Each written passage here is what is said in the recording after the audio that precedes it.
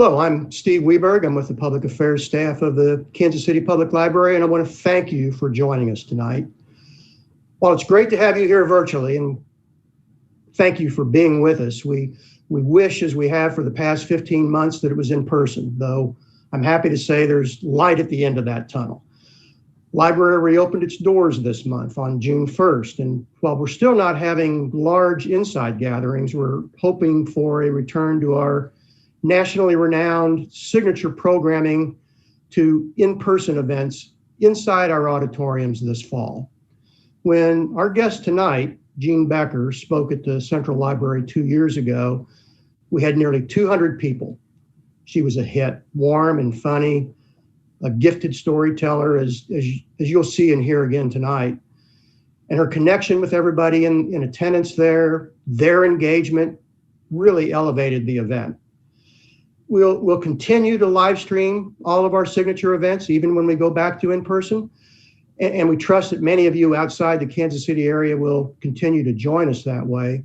But we look forward to that more personal face-to-face experience.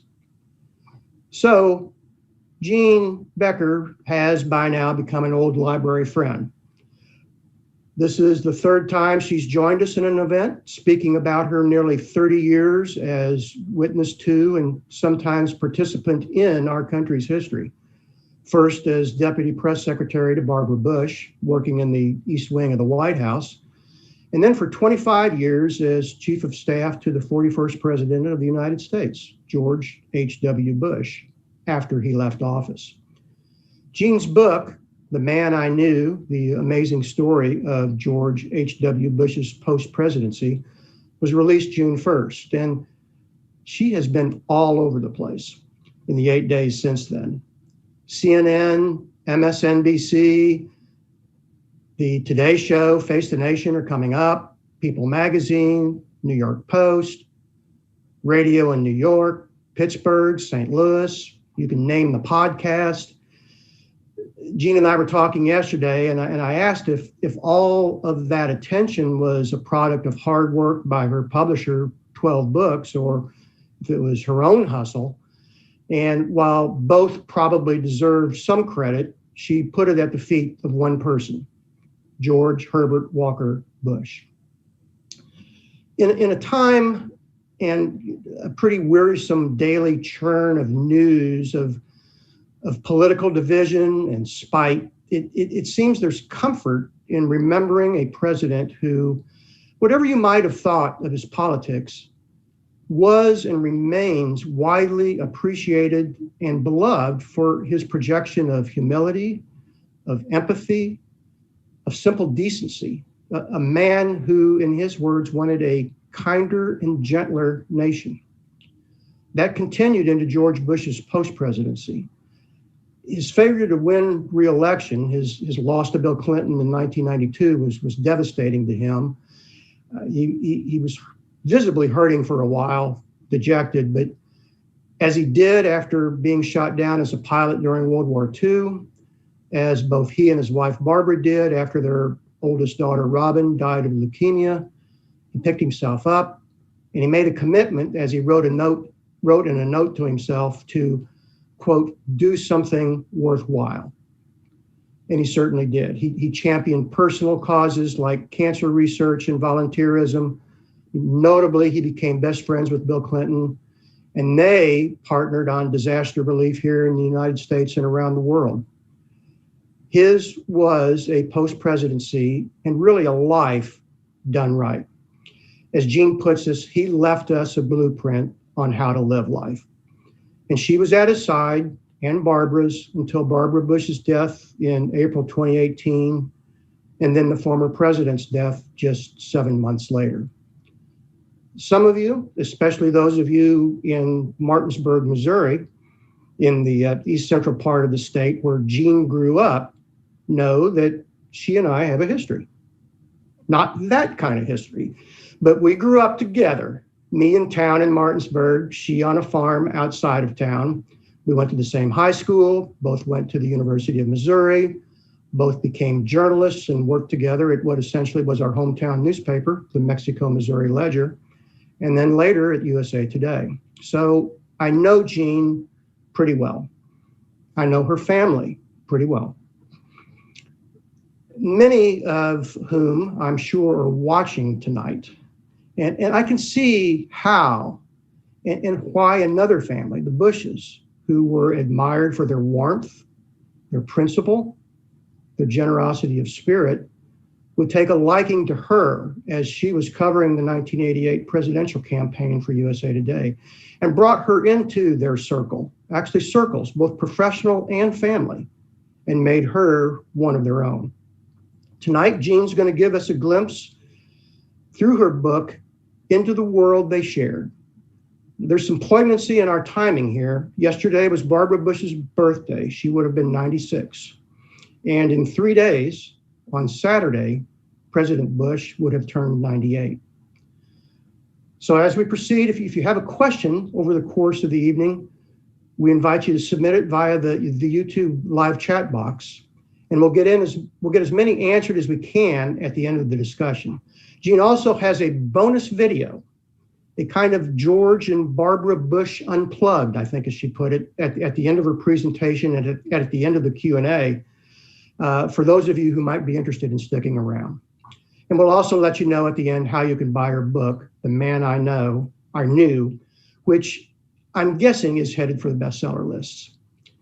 Jean, my good friend, it's great to have you. Welcome back to the Kansas City Public Library. Well, that was quite an introduction, Steve. Thank you so much. And let me just tell everybody up front, for those of you who want to ask questions, while we're in the green room, Steve and I have agreed not to tell stories about each other. Though we could. We could. There are stories. I have photos. And if you email me, I might be willing to send them, but we're not going to go there tonight. And I have photos, and you're more famous, so. We're here to talk about The Man I Knew.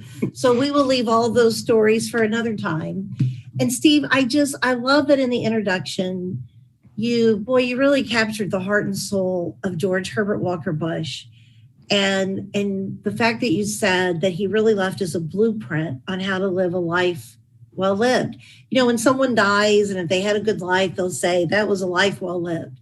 Well, if anybody listening tonight wants that to be said about them, read the book, because President Bush basically left us a blueprint. He left us instructions on how to live a great life. He lived life with substance and joy. He lived life with a servant's heart. And there's a lot of great stories in the book about exactly that, including his friendship with President Clinton. But tonight, I thought it'd be fun. We're just going to have some fun. I'm just going to tell some of the really funny stories that are in the book. They're very random. I don't have any theme for tonight. I'm just going to tell you some of my funny stories. And we're going to start with President Bush's campaign to make my little brother the next Pope of the Catholic Church. Before I talk about this story, and there he is, there's my little brother. He's 10 years younger than I am. And so before I tell you the story, let me just say that Eddie was a singer, was a cantor in our Catholic church back in Little Martinsburg, Missouri. And Steve's mother, Margie Weberg, a wonderful woman, was the organist. And I don't know, Steve, maybe your mom gave Eddie the inspiration eventually to become a priest. He was a lawyer.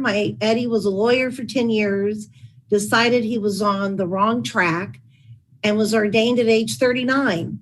So I'm going to read from the book, The Best Way to Tell This Story. This is one of the funnier ideas President Bush ever had. Here we go. At some point in 2011, Mitt Romney came to Houston to tell President Bush that he had decided to run again for president. I sat in on their discussion, which at some point turned to religion. President Bush asked Governor Romney, he was not yet a senator then, asked Governor Romney if he thought being a Mormon would be as controversial as it had been when he ran the first time in 2008. At that time, Governor Romney had come to President Bush's library to give his I Am a Mormon speech, much as President Kennedy had given his I Am a Catholic speech in 1960. Governor Romney felt strongly that it would not, especially since America had elected the first African-American president in 2008. He said that every glass ceiling that is broken puts cracks in the ones that remain. At some point during this discussion, but apropos of nothing really, President Bush asked Governor Romney the following question.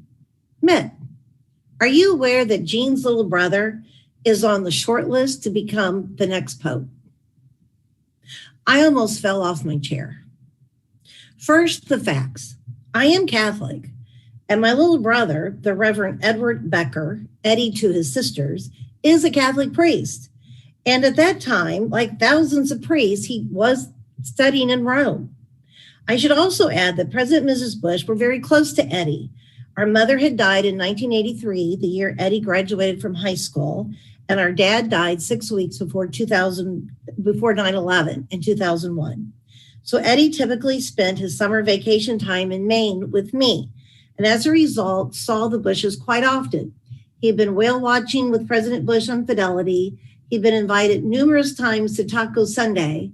You'll have to read the book to find out what that means. And had even prayed with the Bushes. They were fascinated by his career arc. Eddie had practiced law for nearly 10 years before he went to seminary and was ordained in 2005, just a few months shy of age 40. No wonder I was surprised to find out he was on the short list to become Pope.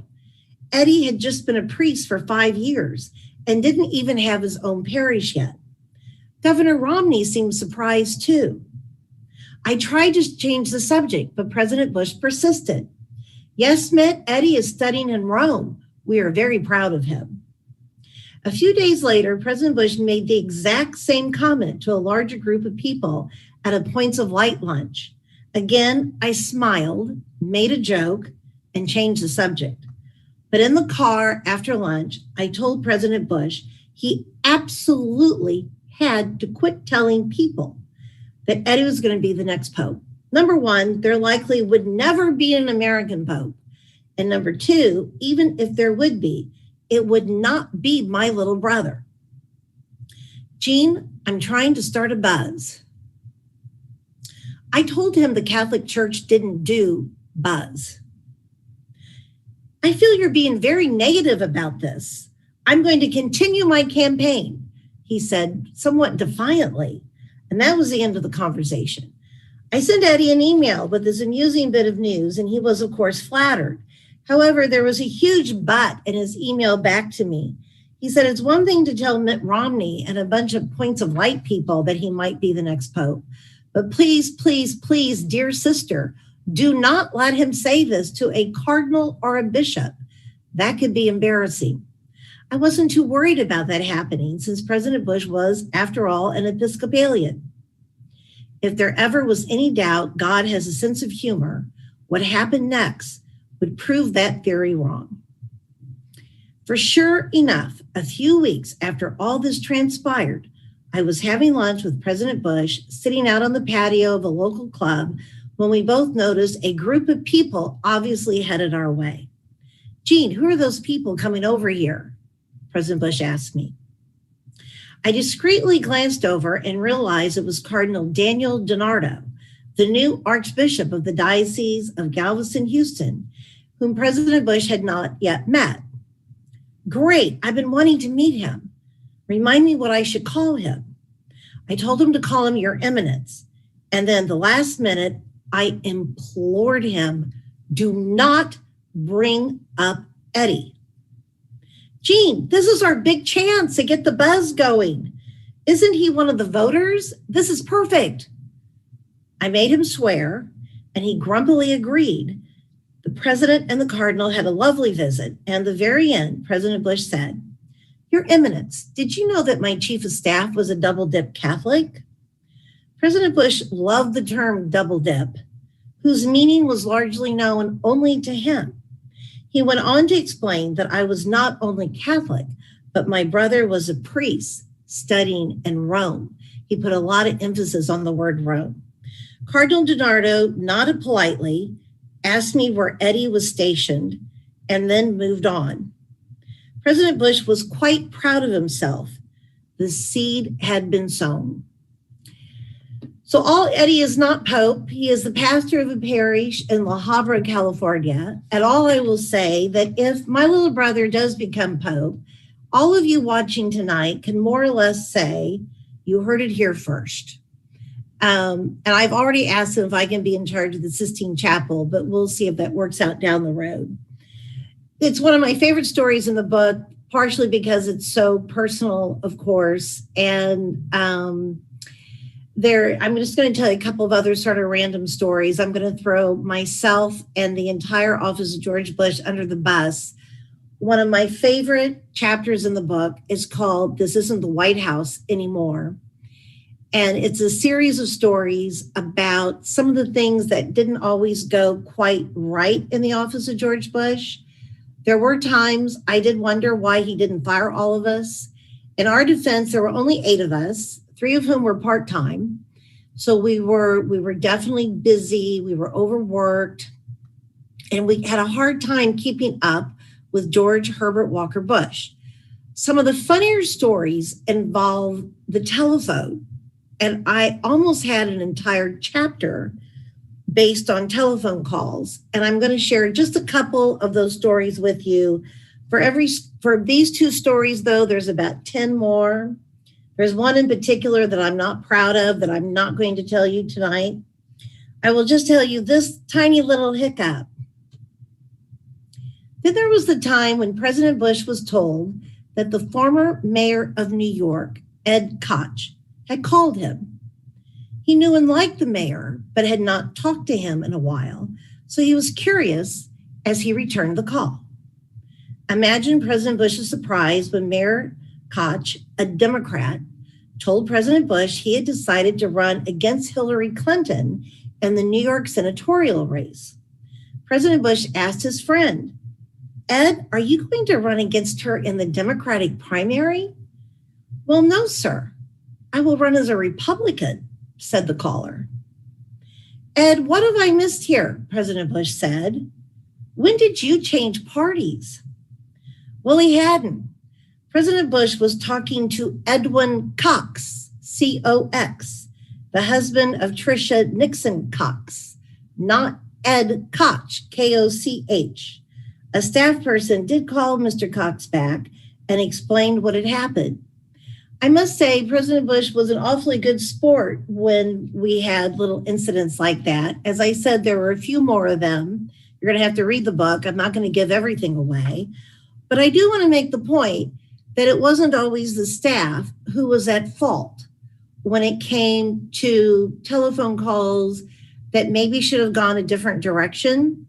I'm now going to throw him under the bus. It is 2000. It's right before the Republican convention, which is going to be held in Philadelphia. It's where George W. Bush is going to officially be nominated to be the Republican nominee for the presidency. And the Bushes, President and Mrs. Bush, they have a huge schedule at the convention. And he and I are in the office right before we leave for Philadelphia, working very hard. And here's what transpired on this day.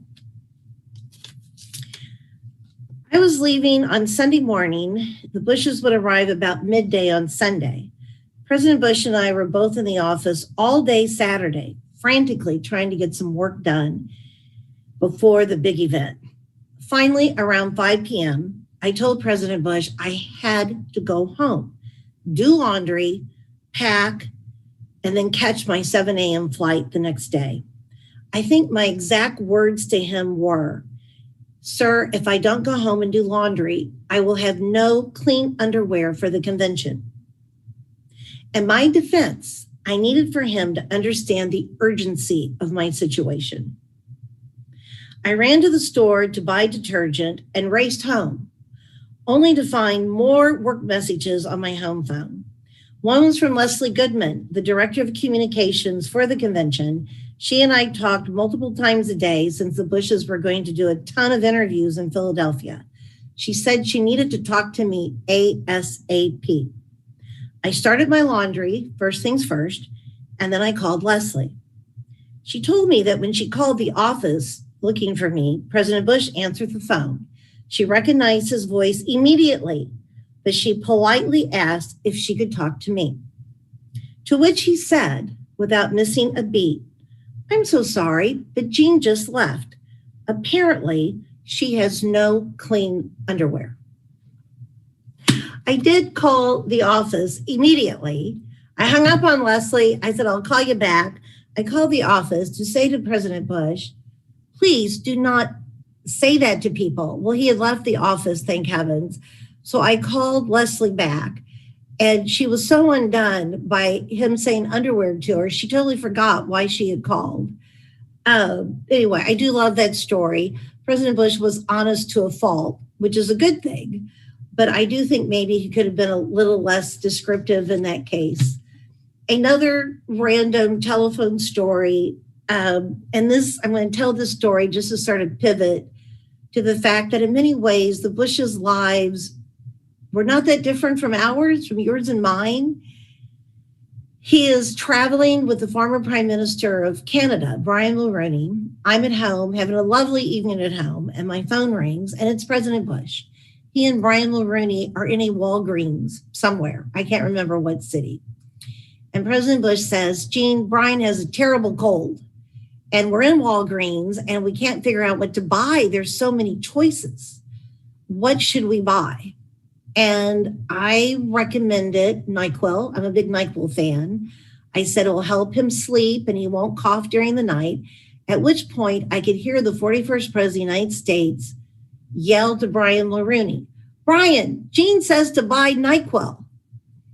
And I hung up the phone and I thought, oh my gosh, my life is very weird. But again, they're in Walgreens buying cold medicine. So I would love just to tell you a couple of other stories about how funny and random and normal their life could be. For some reason, after they left the White House, Mrs. Bush gave up her Secret Service detail. Unfortunately, she had to take Secret Service protection back after 9/11 at the insistence of her son, the president. But for about 10 years, she did not have Secret Service protection for the most part. And one of the things she got to do again for the first time in 12 years was to drive a car. For some misguided reason, her beloved husband bought her a Trans Am convertible for her to drive in Kennebunkport. Their son Marvin called it the Batmobile. Now, she did look pretty sharp, driving around town with her white hair, with the top down in this Trans Am, but she always insisted on driving. Quite frankly, I was scared to death riding with her. There was a stop sign not far from their house in Kennebunkport. You stopped up a hill, and I was in the car with her. And I had a hard time seeing at the stop sign. You really couldn't look right or left and see who was coming. She got out of the car. She walked onto the highway. She looked both ways, came and got back in the Trans Am, and then gunned it. I honestly was scared to death. I feel so lucky to be here with you. But, she loved that car. Eventually, he bought her a smart car, which was a better choice. There was another time in Kennebunkport, I never did tell the Secret Service this, that the Bushes were sound asleep in their bedroom, and they woke up, and there was a strange child in their bedroom watching television. They had never seen this little boy before. And President Bush said, or Mrs. Bush, I'm not sure which one, said, "Excuse me, who are you? And why are you in our bedroom?" Well, he was the friend of a grandson. And this little boy said, "Well, I'm a friend of," I think it was Pierce. "I'm a friend of Pierce's. He's in the other room watching television, and I wanted to watch something else. So I decided to come in here and watch TV." This isn't quite as big as the story as the man who broke into Buckingham Palace and visited with the Queen while she was in bed, but it has sort of some of the same theme, if you know what I mean. The other sort of, yes, their life wasn't that much different from ours, is the Bushes' obsession with Sam's Club. They love Sam's Club. When they got out of the White House, they discovered Sam's Club for the first time. And they lived alone, for heaven's sakes. And they went there almost every week, and they would get their flatbed cart and walk all over the store and buy things in bulk, I'm convinced somewhere here in Houston, Texas, there are still very large containers of Cheetos, because President Bush bought huge containers of Cheetos at least every other week at Sam's Club. Mainly, he just thought it was a good deal.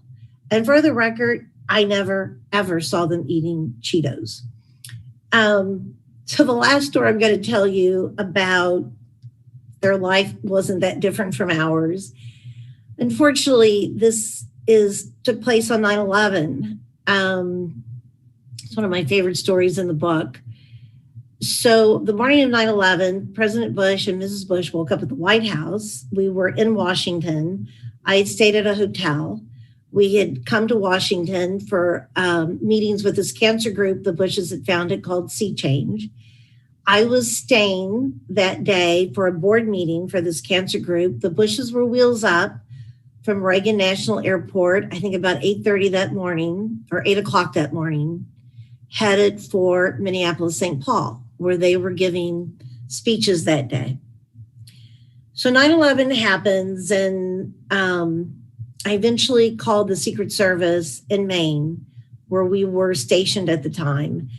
I just wondered where they were. I couldn't, what had happened to them, because their plane was in the air when 9/11 occurred. And of course, the President of the United States grounded air traffic throughout the country. And the Secret Service agent said, Jean, I'm so glad you called. They're so worried about you. I was again in Washington, where a plane had hit the Pentagon and the White House had been evacuated. And I said, and the Capitol had also been evacuated, I think. I said, I'm fine. I'm at the Renaissance Hotel. I said, where are they? And he said, I can't tell you. They have been taken to a very secure, classified location.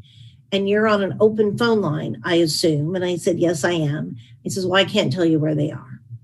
Well, I knew where they were. I knew exactly where they were. It's now a well-known secret that in West Virginia, under the Greenbrier Resort, there was a series of tunnels and underground caves built during the Cold War. It's where Washington was going to be evacuated in the event of a nuclear war. So I thought, I know where they are. They're in West Virginia. They're underneath the Greenbrier. So the day goes on, and it's evening. I'm in the lobby bar. The Renaissance Hotel had brought big screen TVs down into the lobby bar, so everyone there could watch the president address the nation. He was getting ready to address the nation. And cell phone service was really spotty in DC that day. It was really hard to get a call in or out. And suddenly my cell phone rang, and everybody was very surprised. And I answered it, and it's President Bush, 41. And he was very happy to get me on the phone, and he wanted assurance that I was fine. And where was I? I said, I'm fine. I said, sir, I know you cannot tell me where you are. The Secret Service told me you're at a secure, undisclosed location, but I'm just so happy to hear from you. And he says, what do you mean a secure, undisclosed location? What are you talking about? He says, Barr and I are at the Hampton Inn in a suburb of Milwaukee, Wisconsin. I said, what? He said, yeah, they landed our plane in Milwaukee. A bunch of Secret Service met us at the plane, and we've been at this Hampton Inn all day. And he says, we feel pretty safe here, Jean. We don't think the terrorists will come looking for us at a Hampton Inn in Milwaukee. And I said, well, you're probably right. And he said, we just realized a little while ago, we'd not eaten all day like everyone else in America. We've been watching TV all day. And he says, we realized we were starving and we needed to get out of this hotel room. So they walked across the street and had dinner at an Outback Steakhouse. Now imagine it's the evening of 9/11. And into Outback Steakhouse in a suburb of Milwaukee walks George and Barbara Bush, the former president and first lady, and the parents of the current president. And he said, Jean, everyone seemed very surprised to see us there. I'm thinking, I'm sure that would be right, sir. And he said they gave us a standing ovation and said they were praying for the president. And he said it was very emotional. Again, I do, even though it's such a sad story about 9/11, I do love that they were at a Hampton Inn, that was their secure, undisclosed location. I'm going to ask Steve to put the next picture up on the screen. Oh gosh, that I picked this random photo just because I love it, and I haven't had a chance to show it yet. This is President Bush at Mrs. Bush's surprise 75th birthday party. He gave her a lot of surprise parties. He's pretending to be Johnny Carson. Do you remember when Johnny Carson was Karnak the Magnificent? Well, this is him being Karnak the Magnificent. I just wanted to show you that photo because I love it. And it just shows how much fun he was to work with. I would love to show the next, could we do the picture in the cathedral after 9/11? This picture, even though I love this picture, it's so touching and so sweet. This is the National Day of Prayer after 9/11. This is a couple days after 9/11. And the president had just gotten up and spoken to the nation. He gave a magnificent speech, which has now been listed among some of the greatest speeches ever given by a sitting president. The funny thing that happened that day, not funny, touching, the Bushes came down from Kennebunkport. All the former presidents who could came to the service. You see the Clintons sitting next to my boss and Barbara Bush. When the presidents get together, they sit in protocol order, which is the chronological order in which they served. So technically, it should be George and Laura Bush, then the Clintons, and then George and Barbara Bush. But on the way to the airport that day, President Bush called me. They sent a military plane to bring the president. None of the planes were flying yet. And he said to me, he said, I would really like to sit next to my son. Do you think that would be doable? Technically, the Clintons should sit next to him, but I would like to sit next to him. So I called the White House and talked to a Deputy Chief of Staff, Joe Hagan, and he said, let me see what I can do. And the question was put to President Clinton, would you mind if President Bush sat next to his son? And the answer was, of course. So that is why, and I do this picture of him just reaching his arm out and touching his hand. It's just a very sweet photo. But now we're going to go back and we're going to talk about funny and joyful things. I just wanted to show that because I told the 9/11 story. I talked about the Bush's life was somewhat normal. It wasn't. You know, what am I saying? I just showed you that picture of him as Carmack the Magnificent. My life wasn't normal either. I have a couple of pictures to prove that. The first one is a rather odd photo. It's a little bit like Karnak the Magnificent. Actually, could we show the aardvark cat first? I put them in the wrong order. Sorry about that. There we go.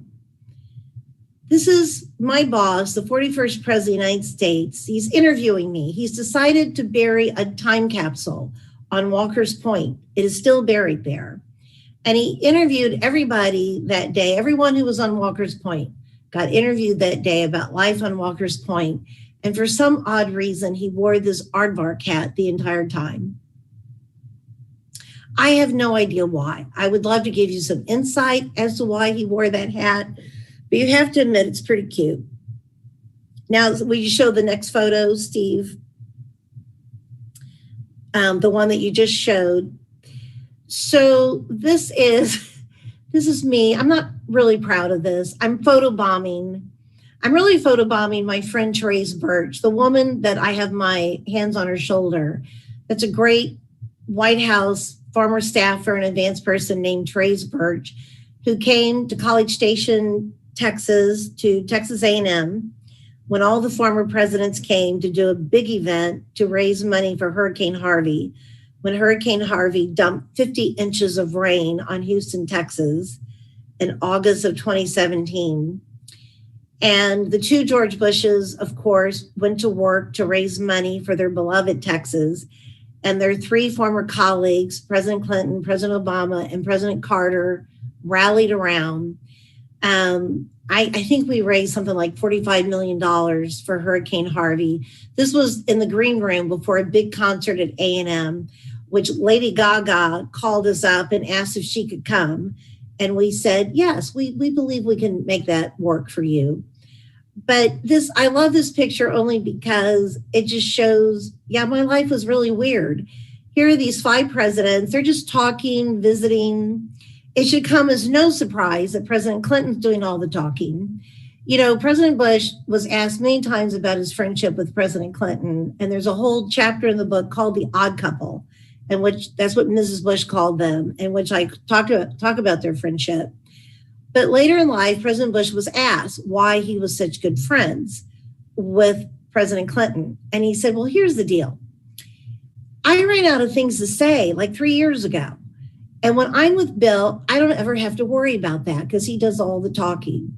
And for the record, President Clinton knows that he said that. And he truly loved that story. So we began this talk with my friend Steve talking about President Bush sort of left us a blueprint for a life well lived. And the book really is full of great advice for people of all ages. He led both by example, but there's some wonderful pieces that he wrote over the years, particularly for young people. And before we go to Q&A to see what's on your mind, there's just one more thing I'd like to read from the book, just because I love it. And it's something we can all learn from. It's 10 pieces of advice that, again, he wrote specifically for young people. And it's good advice for all of us. We all can learn and pay attention to how he thought we should live life. Number 1, don't get down when your life takes a bad turn. Out of adversity often comes challenge and success. Number 2, don't blame others for your setbacks. Number 3, when things go well, always give credit to others. Number 4, don't talk all the time. Listen to your friends and mentors and learn from them. Number 5, don't brag about yourself. Let others point out your virtues and your strong points. Number 6, give someone else a hand. When a friend is hurting, show that friend you care. Number 7, nobody likes an overbearing big shot. Number 8, as you succeed, be kind to people. Thank those who help you along the way. Number 9, don't be afraid to shed a tear when your heart is broken because a friend is hurting. Number 10, say your prayers. You know what? If all of us did those 10 things, it'd be a better world. I'm just saying. On that note, I would love to hear what's on your mind. I think Steve's going to come back and ask us some questions. Ask me some questions. Jean, thanks so much. I have one quick question out of the chute. You were with President Bush when he died, actually, and you were with Mrs. Bush, the day before she died. But how emotional after 30 years with the two of them was that for you? And are you able to share what your final words were with President Bush and his to you? It was emotional. And the one thing I would encourage everybody to do, the great gift that both Bushes gave to me, is we talked a lot about death and dying. They were very comfortable with the topic. And I knew that they were both ready. And that made it easier. It's not that I was ready to lose them, but they were ready. They were ready to go. And I will tell a story on Mrs. Bush that I think is in the book. I'm not sure this is in the book. The day before she died, I went to see her every evening, and she was sitting outside, having a Manhattan. That was her favorite drink. It was a lovely evening. It was in April. She's sitting outside. And I walked up and I said, Mrs. Bush, how are you doing? And she said, I'm just furious. I want you to fire all those people over there. Well, I looked over and it was her medical aide. It was the hospice nurse. It was President Bush's medical aide. They were all rather important people in her life at that moment. And I said, why do you want me to fire them? I wanted to die today, Jean. Today was the day. And here I'm still alive. So you just go tell them they're fired. And, you know, God love that woman. She did die the next evening about 5 o'clock. And President Bush was holding her hand when she died, which wasn't easy. The power went out in their house. They lived in a 3-story townhouse here in Houston. And the power was out. And the Secret Service had to carry him up a flight of stairs. He was downstairs in the kitchen when he received word, you need to come now. And the elevator wasn't working. And he said to his agents, you got to get me to my wife. So he was holding her hand when she died. And because that probably made everybody cry, I'm going to tell you a funny story that happened about a week earlier. He was in Houston Methodist Hospital. She had been at Houston Methodist Hospital, but had gone home. Then we get word that she's on her way back because she had taken a turn for the worse. She was coming by ambulance. I was at the hospital, so I broke the news to him that she was on her way back. And they get her settled into her room, and right next door to his, they had adjoining rooms, and he wanted to go see her. And I hate to say this, but he looked awful. He looked like hell. He'd been in the hospital for a week. He had oxygen. He was wearing an oxygen mask. His hair was literally sticking straight up. I couldn't do anything to make it look better. He had on a hospital gown. Steve, he looked like you and I would if we were in the hospital for a week. But they get him in his wheelchair and they wheel him into her room and he's just holding her hand. She's not in a coma, but she's far away. She's in a deep sleep. So he's just sitting there holding her hand. And suddenly her eyes fly open. And she looked at him and she said, my God, George, you are devastatingly good looking. And the nurses and I, we laughed and we cried. It was so sweet. Then she closed her eyes and started drifting off again. And he looked at me and sort of shrugged as if to say, well, it is what it is, Jean. I guess I'm good looking. It was such, here they've been married 73 years. And here she is on her deathbed, and she was as in love with him at that moment as she was when she met him when she was 16 years old. It was amazing. So she died the next week in April of 2018. He died November 30th, 2018. And I was with him when he died. He died about 10 o'clock on a Friday evening. About 5 o'clock that afternoon, I was the only one with him. The family and Secretary James Baker and Susan Baker had been in and out of the house all day. But at this moment in time, I was the only one there. And I was just holding his hand. Again, he seemed very far away. And I coughed, this tiny little cough. I think I went, I had a tickle in my throat. And his eyes flew open. And he said, Jean, are you okay? And it was so him. He was dying and he was worried about my cough. And I do think that question had a bigger meaning to it. And I really was okay because I knew he was okay. It was okay. Question from the audience. What was President Bush's and Dan Quayle's relationship like in the years or the decades following the 92 election? They remained very close friends. I'm just the biggest fan of Vice President Quayle. He is just an amazing man. And many of you probably remember he took some pretty hard hits from the media over the years. He had a few public gaffes and somehow the media could never forget them. But he was a very loyal vice president, a very loyal friend to President Bush.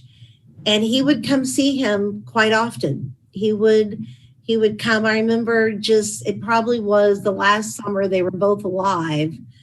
He was in New York City and he called me And he said, if I can find a plane, if I can get there, can I come see them? I said, of course. And I went and picked him up at the airport. I was so touched he was coming. He was just going to fly in, have lunch with them, and then leave. And oh gosh, he cried because he knew that this might be the last time. I think it was the last time he saw them. And so I left them alone, and I peeked in on them at one time, and they were just sitting there holding hands. It was so sweet. But they stayed very, very close. And Vice President Quayle, no one was more loyal than he was. Question from another audience member. Has President Bush's son, George W., ever told you why he thought it was wise to attack Iraq rather than Afghanistan on 9/11? Wasn't Afghanistan the rational and obvious target as the response to 9/11? Well, I feel very close to the 43rd President of the United States. He has never confided in me any of his policy decisions. I could not possibly begin to answer that. I don't know the answer to that. And I obviously was not on his White House staff. We talked about a lot of things over the years, but not Iraq and Afghanistan. I would love to tell you, this is the kind of stuff he and I talked about. I don't remember the year. It was a few years before the Bushes died. And Mrs. Bush had started a tough time. We weren't sure what was going on with her. The doctors were, she maybe had a small stroke. They really weren't sure. But she wasn't doing very well. Her memory was not good. She was unsteady on her feet. And I finally decided I needed to tell someone in the family. When we were in Houston, that typically would be Neil, because he lives here in Houston, but he was out of the country. So I decided to call the Bush's son, Marvin. I just felt someone needed to know that there was something going on with their mom. And so I called Marvin and told him, I said, I don't know how worried you should be, but your mom's not doing great. So he thanked me for calling.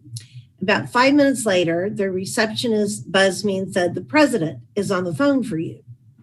And I think I said, what president? And she said, the president of the United States. I'm like, okay. So I pick up the phone, and it is the president of the United States. And he says, Jean, why did you call Marvin and not me? You should have called me. Marvin just called me with the news about mom. I'm the oldest son in the family. I'm the one that you report to on anything to do with mom and dad. This is a chewing out? I got a little chewing out. And I said, yes, you guessed that right. And I said, well, Mr. President, I said, as long as you're president of the United States, I really do not feel comfortable calling the Oval Office and saying, hey, your mom's acting a little weird. I said, I think it makes more sense for me to call. I argued with him. All of you may think I'm either very brave or crazy, probably a little bit of both. But I argued with him and I said, sir, I don't feel comfortable calling you as long as you're president. I honestly think I should call one of your brothers or Dora. And he shut me down and he said, I may be the president of the United States, but I'm the oldest child of George and Barbara Bush. And you call me. And I said, yes, sir. You know what? I love that. He probably was right. But, anyway, that's the kind of things that President Bush, 43, and I talked about, not about Iraq and Afghanistan. Audience question. Do you suppose President Bush would have been more vocal in 2020 than other members of the President's Club? Or would Mrs. Bush have been more vocal? So one of the decisions I made when I started this book tour last week is it would be very unfair of me to put words in their mouth. They're not here. They died in 2018. And I can guess at what I think they would say, would have said, what they would think. But who am I to guess at that? I really don't feel comfortable speaking on their behalf when they left this good earth 2 years ago. What I would say to the person who asked that question, I'm going to be a little devious here. Read the book. I'll even hold up the book. Read the book. And the book will it will lead you to the heart and soul of President Bush. And I think you can draw your own conclusions. But I would rather you do that than me pretend to know more than I do. I've received no word from the beyond. Jean, you've talked often and you've written about the big ideas that President Bush was coming up with, every day? Every day. So were there any big ideas that you tried to talk him out of, maybe as he was aging and getting a little frailer? And could you talk him out of anything? No, I could never talk him out of anything. I tried to talk him out of parachuting on his 90th birthday. He was extremely frail, for the most part, in a wheelchair. Mrs. Bush was beside herself. And so I called his oldest son, who was no longer the president. I called him and I said, Mr. President, we have a situation here in Kennebunkport. Your dad wants to parachute on his 90th birthday. And I'm asking you to put a stop to it. Please don't let him do this. And he asked me, he said, Jean, what are you afraid of? And I gave him the obvious answer. I'm afraid he'll die, Mr. President. And he said, so Jean, here's how I feel about this. My dad's turning 90. And if this parachute jump doesn't work out, what a great way for him to go out. We cannot deny him. You know he's going to do it. You know him. You know that he is going to convince all of you to let him parachute jump. So just give in to it, and I will talk to Mother. I will take care of Mother, but I'm not going to convince Dad not to jump. So that was the one idea that I tried to talk him out of. And of course, as I already said, I tried to get him to quit talking about Eddie becoming Pope. I didn't really succeed there either. We'll do one more question here and wrap up and go to your bonus video. President Bush was first baseman on his Yale baseball team, and he was pretty athletic and active throughout his life. How did he handle the Parkinsons, the infirmities later in life? He wound up being in a wheelchair. How did he deal with that? It's a great question, Steve. And you sort of touched on this in your introduction, and you're talking about President Bush. I called them speed bumps. I actually don't use that word in the book, but I have in talking about the book. This man had a lot of speed bumps in his life. We all do. But let's just think about his. He was shot down during World War II when he was 20 years old and rescued. He and Mrs. Bush lost a 3-year-old daughter to leukemia in the 1950s. That's about as hard as a speed bump as any parent will have. He had political ups and downs. The devastating blow, obviously, was losing his reelection bid to the White House. And then at the end of his life, this man who was a great athlete, who prided himself on tennis and golf and running and fishing and jumping in and out of his boat, he ended up in a wheelchair, more or less paralyzed from the waist down. And it was a speed bump, and it threw him a little bit at first. And then he was off and running again, or I guess I should say rolling. He never wanted to stop. In fact, one of the things he was trying to plan, and we had to give up, he and Mrs. Bush loved Downton Abbey. And he kept seeing, if you watch Downton Abbey, you know that Downton Abbey was full of all these commercials for riverboat cruises in Europe. And he decided he wanted to go on one of those riverboat cruises. Well, here was the problem with going on a riverboat cruise in Europe. Europe desperately needed a president named George Herbert Walker Bush, who signed the American with Disabilities Act. What we found is there was not a boat that was wheelchair accessible. The company was so distraught when they found this out, they were going to build a new boat. But then the Secret Service started doing their homework, and they came back to me and they said, he will never get off that boat. there are no wheelchair ramps at any of these boat landings. He says there's no ADA Act in Europe. But so they didn't get a go. I went and broke the news to them. And President Bush was very disappointed. I think Mrs. Bush was a little relieved. But Steve, that was so hip. He was in a wheelchair, but he didn't want to quit. He threw out the first ball at the Astros game every year. He and his son threw out the first pitch at a World Series game. He tossed the coin. He and Mrs. Bush tossed the coin together at the last Super Bowl that was in Houston. I think that was 2017, I think. He was actually literally in ICU the week before the Super Bowl. And I thought he was sound asleep. I'm visiting with his doctor.